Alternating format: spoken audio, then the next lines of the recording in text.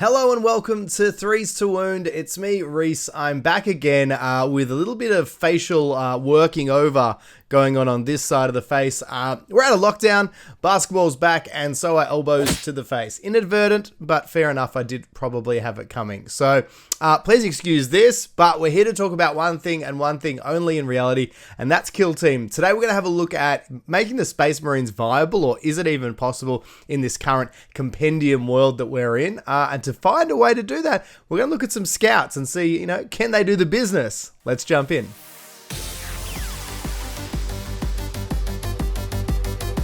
The Space Marines are the darlings of Games Workshop, and we know it for a fact. They've got more models, more access to things, they get all the updates, and a lot of the other factions, Xenos and Chaos alike, are very jealous. There's a lot of hate in the world. I'm not here to hate.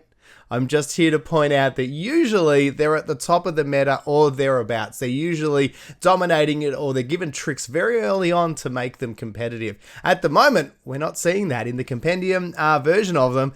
They're pretty low tier, if not the lowest tier. Maybe only contention down the bottom with Craft World at the moment. So it's a pretty interesting time to be a Space Marines player. This probably won't last. We've already seen a lot of the kill teams and things that are coming out. The expansions making those more bespoke sort of teams, which are going to become the standard sooner or later. But at the moment, they're still the minority in that world of things. What we're looking at here, though, is how can we make the current Space Marines, so if you're looking at this video in the future, hello from the past. This may be a little bit out of date, but at the moment, this is a very crucial topic that we need to talk about. And there's a lot of people that have Space Marine models, and a lot of Space Marine players want to play Kill Team. So we're trying to find the best way to make that an enjoyable experience and a borderline competitive experience. I'm not saying the list we're going to look at today is going to win tournaments or anything like that. I don't think you'll see it at the top tier competitive by any stretch of the imagination. I think there's been some tournaments now that are starting to be played, and we are seeing a lot of those teams that have got the more bespoke sort of lists starting to really dominate, and of course the Talons as well, who are obviously, we're a little bit broken. They've been a bit nerfed, brought back down to the fold a little bit, but still a highly competitive team. So we're going to dive into this list, and of course we're talking about the one and only beautifully modeled, beautifully sculpted, especially around the face area, the Space Marine Scouts. The main things that makes the Scouts interesting is they do have access to a lot of the heavy weapons you want, so they have the ability to take things with AP. They've also got a very interesting weapon loadout for their standard guys, or the pleb soldiers. Also things like sniper rifles. They've got a lot of little tricks and ways to play the game that, of course, as Scouts, the name would suggest, should be very suited to the game of Kill Team and doing spec ops, tac ops behind enemy lines. I myself own quite a lot of Space Marines. I'm guilty as charged of being, on the Imperium side, but only because that was what I was first introduced to. Growing up, the first thing I collected was the Dark Angels. I loved the lore and all that sort of thing. It was only later that I found out that they are heretics, or could be heretics, or actually really loyal. Depends who you're talking to. I'm not going to start that fight here, okay? It's not the place. But, I mean, look, maybe they don't want to be in the Imperium. That's all I'm saying.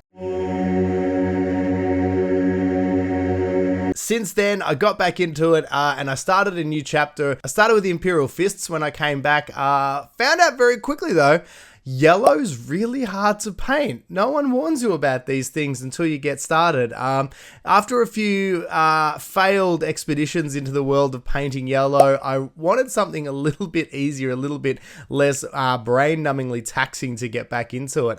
So I read a lot of lore. I looked at a lot of the successor chapters of the Imperial Fist, because obviously I liked, that was why I sort of picked them back up. I had a bit of a look, and I was really enjoying some of their lore and bits and pieces and the stoic nature. I didn't mind their style of game, the way they played it, the Siege Masters, Siege Breakers. I thought it was really cool. So I had a bit of a read around and stumbled across bits and pieces talking about the Celestial Lions. And between looking amazing, having amazing models, having a great story, and especially at the moment where they stand in the universe, having a real hard time with the Inquisition, now obviously on the wrong side of the rift, and there's been some really cool fiction written with them involved as well, and they're having a bit of a hard time. So the idea behind my Space Marines when I got back into it was the Primaris fleets had finally reached the Celestial Lines, and they'd started to have a big influx of reinforcements and hopefully be able to take back their chapter home world. So that's kind of where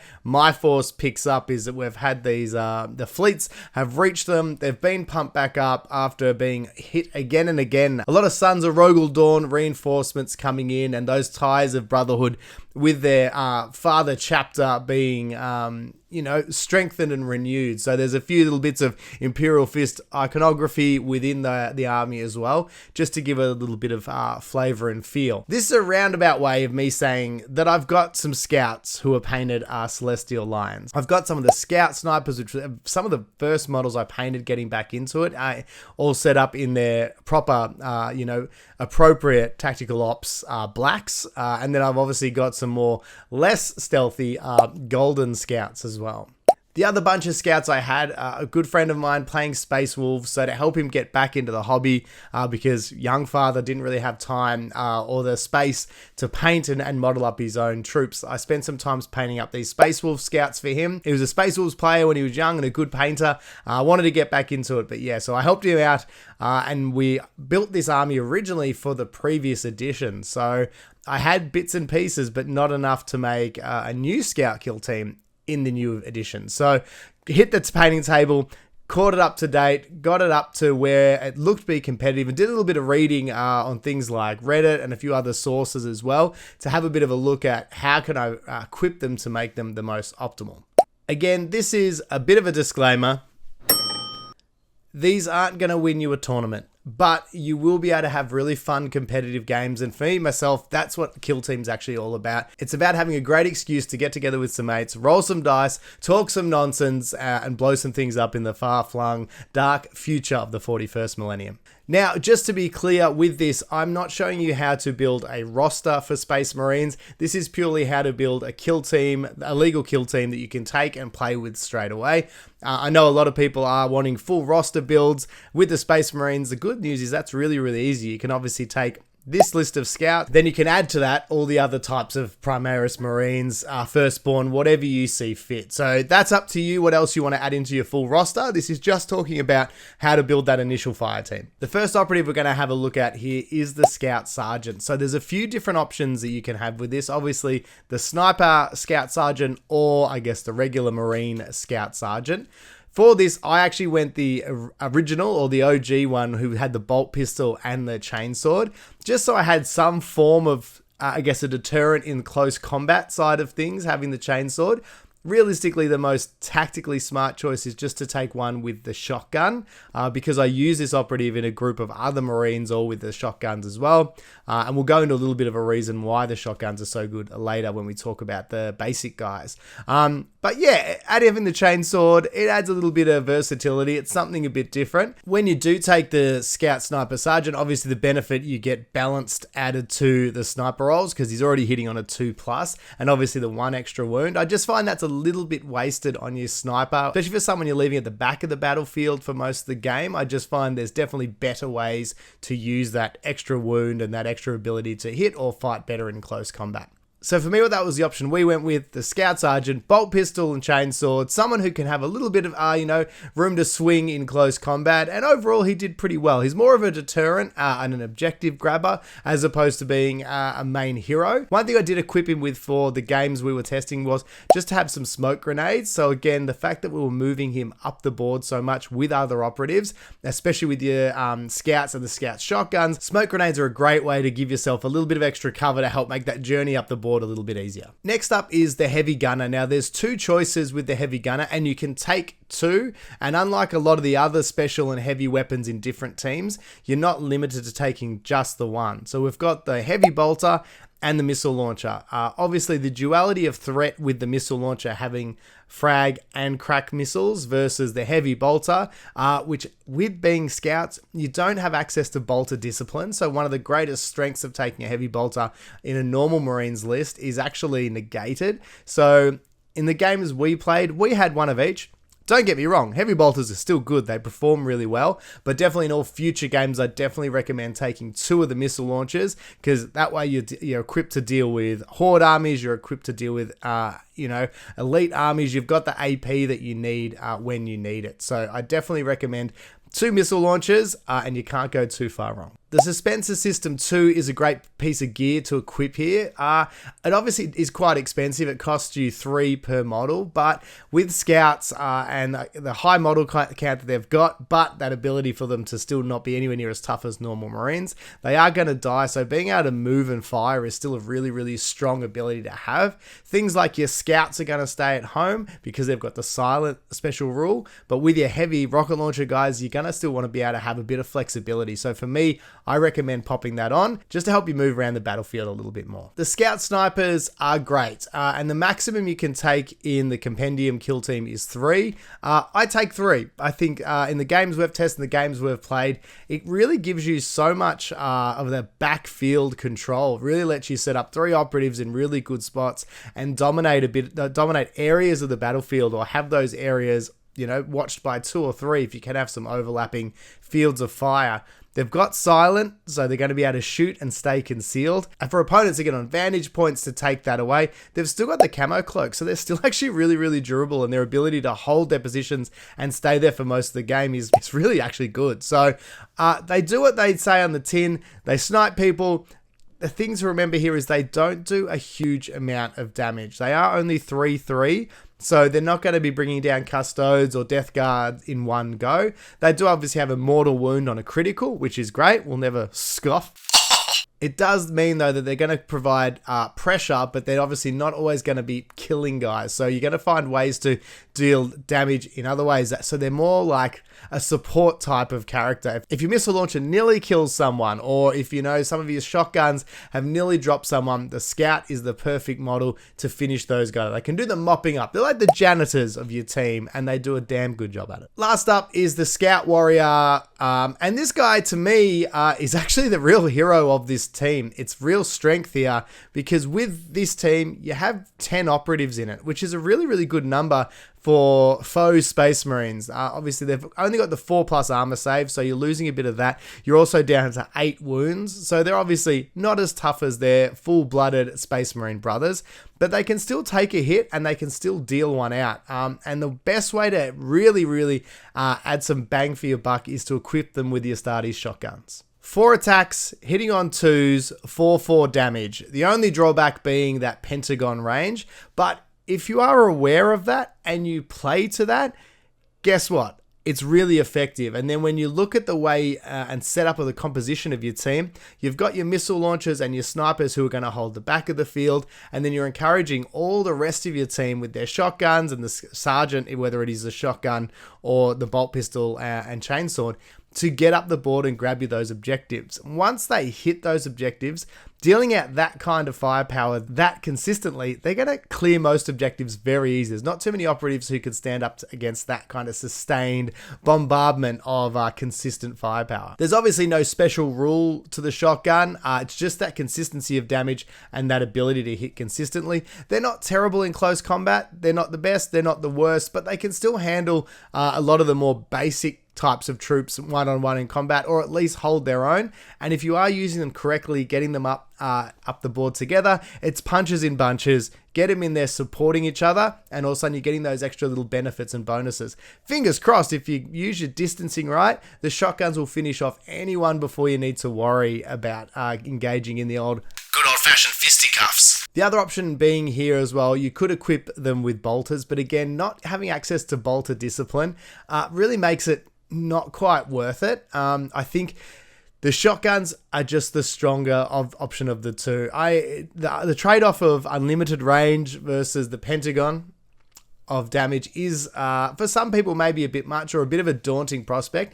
but especially in kill team, aggression is encouraged, and you're gonna lose guys, you're gonna lose operatives. So embrace that, get these guys up the board, and have them commit as much carnage, as much slaughter as they can before they're eventually whittled down. The best part of how this team works is it works over the whole game. There's 4 turning points, and how your team works across those turning points changes as the game does and evolves. So of course, those first few turns, it's all about getting positioning. So phase 1 is getting your snipers and your rocket launchers into the best positions to dominate the battlefield from afar, while at the same time starting to move your operatives up the board with the shotguns to get ready to snag objectives or engage the enemy later on. In those middle turning points, this is a bit of a transitional phase. This is where, again, you'll keep trying to dominate the back of the board with your shooters while simultaneously moving up your shotgun guys as a bit of a threat. If they only concentrate on the guys at the back, sooner or later the shotguns are going to give them trouble, or vice versa. If they're just worried about the shotguns advancing up the board, that's going to let the guys at the back do some real big damage. When we hit turn 3 and 4, well, this is where the shotgun comes into its own, and this is where you're going to do most of your late game scoring. So depending on what objectives and tac ops you take as well, you can really score big in those last few turns. So although your opponent may have scored a few points early, you're definitely going to come home with a wet sail once your operatives get engaged. Strategic and tactical ploys is where we see the holes in this list a little bit, and you can tell that it is a compendium army and it is built to cover a whole bunch of different units. The Space Marines still have access to the most bonkers amount of kill teams, but unfortunately because of this, their strategies and tactics, some of them are very specific to one type of unit, and when your army contains none of that unit, it takes out large chunks of the tac ops and the strategic ops, even the equipment of what you can actually take. The only strategic ploy you can take is tactical precision.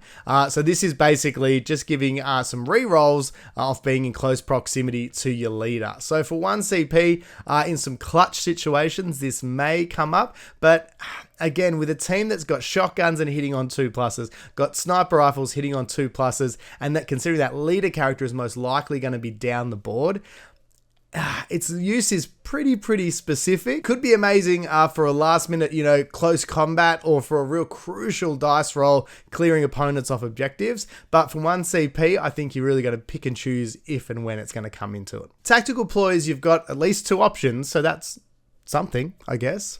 The 2 we're going to look at here, the first one, Only in Death. I like this one. Only in Death is great, and it's a really good one for sticking a finger in your opponent's eye when they think they've finally killed you. Basically, it means that operative that was just killed won't die until the end of your next activation. So pick that operative, activate them, they count as not injured, and they can do what they want to do. So they could be shoot, whatever, it could be scoring you an objective before they, as the name suggests, die and their duty ends. The other one, And They Shall Know No Fear, is all about limiting APL modifiers, so ignoring those, which is great if you're playing opponents with lots of stun weapons and stuff like that. Again, it's situational, but for 1 CP, if it's the difference between your operative being able to do what they need to do, especially in a scout kill team where you are only 2 APL, so don't forget that. You don't have the benefit of having an extra one up your sleeve like most Space Marines. It's still pretty handy. We touched on 2 of the equipment options earlier. We talked about smoke grenades and the Suspenser system. Both ones I really recommend for scouts. One, because it's pretty unique. Not a lot of teams have access to smoke grenades and things like that, especially for the scouts. You are a little bit squishier, so using that to increase your chance to get up the board and stay alive for a bit longer is always a bonus. And obviously, Suspenser system, moving, shooting, heavy weapons. Do it. We've obviously got the Imperium staples, the frag and crack grenades. Great options for scouts, especially for your shotgun scouts, because you are going to be moving them up the board. You are going to be pushing into that same distance. It can be great if you're dealing with opponents in cover, but in saying that, is it also a bit of overkill if you are going to be pushing up all the way up the board? Sometimes I think this could be better spent on the smoke grenades, Suspenser systems, things like that. Personal preference. I know there's a lot of people out there who are very good at using grenades, especially crack grenades, to massive effect. So there's definitely something to be said for maybe equipping 2 scouts, having the crack grenades and using them as a bit of a grenade bomb surprise attack. The last one is the Purity Seal, and this gives you a reroll without having to spend a command point. look, you can never say no to a free reroll. It's a good option. Is it the best option? Not necessarily. Keeping in mind how effectively most of your team is shooting, it could be something though useful for maybe one of your missile launchers or both, just to make sure that they're hitting consistently, or because they are your main source of AP, making sure they're taking down those heavy targets you need to get rid of. With your fire team as well, they obviously have access to seek and destroy, infiltration, and recon. They're obviously more heavily suited, I believe, to your infiltration and recon. And this is more because of the way I've been using them and planning to use them. It plays to those strengths of board control, pushing up the board. Killing isn't always going to be the scout team's strongest point, especially against teams like Death Guard, Thousand Suns, Custodes, teams that can really take a hit. Maybe a little bit harder to kill consistently. Don't rely on killing as the number one way to win the game. Don't forget, this is an objective-based game, and that's what you have to concentrate on. Get your scouts in the position to maximize their skills, to win objectives that you need, to do those little things. Positioning is vital, so anything or any tac ops that lean into that are going to help you a lot. So quick rehash of how the team's broken down. You've got your Scout Sergeant. Obviously, the one I used was equipped with the Bolt Pistol and Chainsword. Probably best to take a shotgun there, though. You then obviously have 3 of the Scout Snipers. They're going to be the blokes hiding at the back, picking guys off. Then you're going to have 2 heavy gunner options, which we're going to take missile launchers on those. No complaints if you take heavy bolters, that's your choice, but I think the missile launchers is the way to go. And then the rest of your team from there is going to be filled out with the remainder shotgun-toting scouts. Good luck with this team. If you give it a go, please chuck a comment below. Or if you run something quite different with scouts, I'd love to know what you're doing or what Space Marine lists you've had some success with. Is there something that we've missed that can still be quite competitive within the Space Marine world at the moment? Please drop a comment below. Let us know what you're thinking. Just wanted to say a huge thank you as well. Approaching at time of filming this, around 250 people have subscribed to the channel, and that's huge. That's 250 more than I thought would turn up, so that's really appreciated. So if you've got the time, please subscribe. Make sure to we're pretty lucky at the moment. We've got a whole bunch of really good kill team content creators out there, so make sure a few people have actually messaged me asking me who else I watch and what videos I sort of like to watch. I think it goes without saying, Glass Half Dead is one who's been doing it since the last edition and doing it really well. He's always on the pulse with the meta and what's coming up, what's happening in the tournament world as the new releases. He's definitely always ahead of the curve, and he gets his stuff out there really quick. So if you want to know straight away what's going on and what's happening, always great to check in with him. Another great channel to check out is Battle Brothers Tabletop. He's one I've been definitely tuning in each time he drops a video. He's got great amount of talking about the hobby side of things, the passion of why you like playing the games, but also some great tips. His latest video, which is about Death Guard, was really handy. I sent that to a mate who plays Death Guard, and he learnt a whole bunch. But yeah, make sure you go and check him out. If you're after some battle reports, I've been really enjoying the Glacial Geek, who's probably really well known for his full-blown battle reports as well. But his stuff's been really cool as well for the kill team. Again, he gets them out there really quick, turns around, so you've always got something new to watch. They're just some of the channels, but if you know someone who is a great content creator who's putting some really good kill team stuff out there, feel free to put their links in the comments as well, because the more we can share, the more we can build the community around Kill Team. It's only going to be better for the game. It's going to help create much more conversation, get lots of tournaments going, so we can keep enjoying this great game. I'm really enjoying what I've been able to do with these videos so far, and I appreciate your support.